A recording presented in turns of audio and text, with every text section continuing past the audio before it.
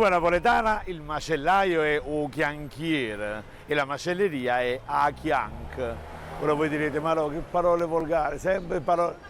Niente affatto, non è affatto volgare. Pensate che chianca, chianchiere, è dal latino planca, planca, panca, la tavola, le tavole di legno e di marmo nelle quali i macellai lavoravano, esponevano e vendevano i prodotti di macelleria. E da planca si passa a chianca e quindi a chianchiere.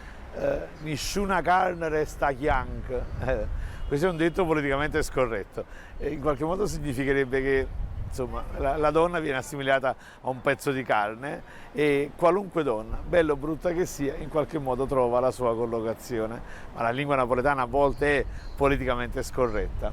Quando mia madre voleva parlare in pulito diceva: Amedeo, vai dal beccaio. Beccaio è molto toscano perché deriva da becco, che era il nome alternativo del caprone, diciamo, lucrapette, ed ecco perché in napoletano potremmo dire che il beccaio è l'ammazzapiegara.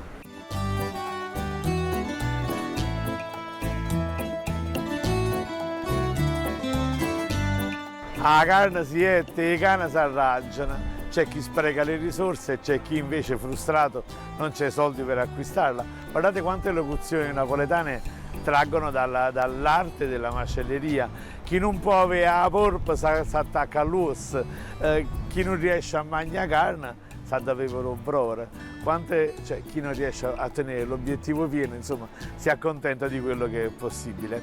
La carne più pregiata è quella di vitellino lattante, che in napoletano viene detta annecchia, ovvero il vitellino lattante che non ha raggiunto ancora l'anno di età, ecco perché annecchia.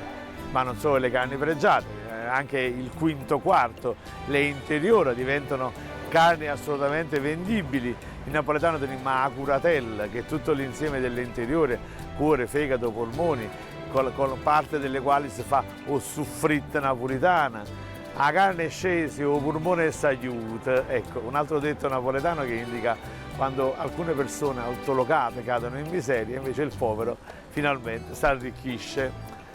Dal maiale poi si fanno ottime salsicce, che in napoletano perde la L e diventa asasicce, poi c'è l'altra versione che è acervellatina, che è quella un po' più sottile ma più lunga, e si chiamava cervellatina, perché in realtà in passato ci aggiungevano delle parti di cervello, proprio per renderla più morbida, più saporita in qualche modo.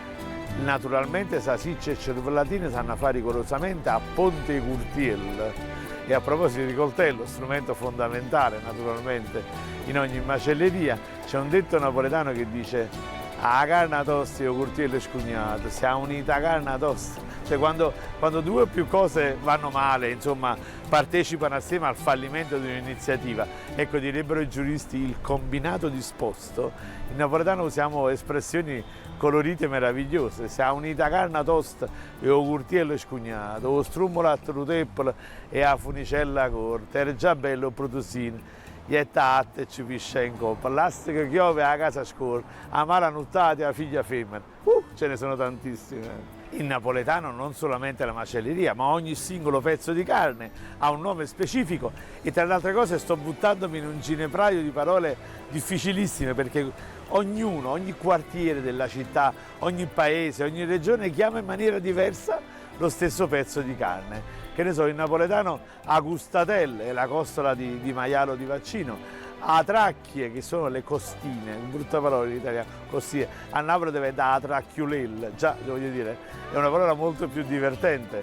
A cularde, a culardelle, già nel prefisso cul fanno capire che si tratta della parte posteriore dell'animale, o la ciert, invece il muscolo quello più pregiato della coscia, o piezzacannello o piccione, ognuno chiama in un modo particolare i pezzi. A curazza è la parte di schiena, quella è perfetta in dorraù, oppure nella genovese. A locena, che è insomma la carne di minor pregio, quella è molto grassa, perfetta quindi per il barbecue, no? Perché perde un sacco di grasso, ed è talmente una carne in qualche modo considerata di scarto che con furbesca traslazione il napoletano usa dire anche che l'è una locena, per dire è una donna di facili costumi, una donna di malaffare. Del maiale, come è noto, non si butta via niente, manco i peli.